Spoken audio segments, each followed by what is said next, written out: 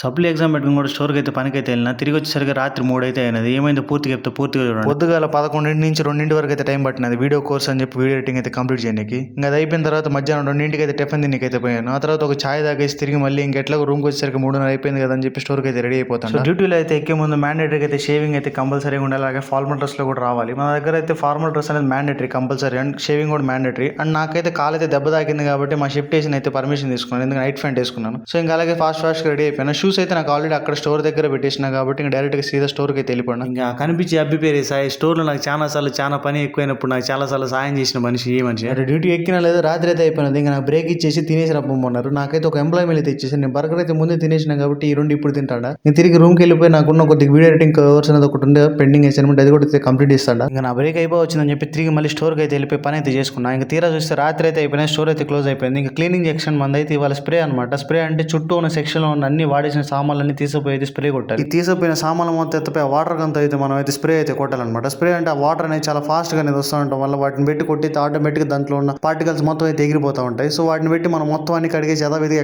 ఎక్కడ ప్లేస్లో అయితే పెట్టి పడేయాలి. ఇవన్నీ అయిపోయి రూమ్కి వచ్చి నాకు గుర్తొచ్చినది నాకు రేపు సప్లీ ఎగ్జామ్ ఉంది ఎట్టగా బా అని. సర్లే కదా అని చెప్పి కాసేపు తీసి కూర్చొని చదువు అనుకుని ల్యాప్టాప్ తీసినాను. 2 వీడియోలు చూడగానే సరికి నిద్ర వచ్చేసినది బాగా. మరి రేపు సప్లీ సంగతి ఏమైందని చెప్పి రేపు వీడియోలు చూద్దాం. అంటిల్ దెన్ ఉంటా బాయ్ మళ్ళీ.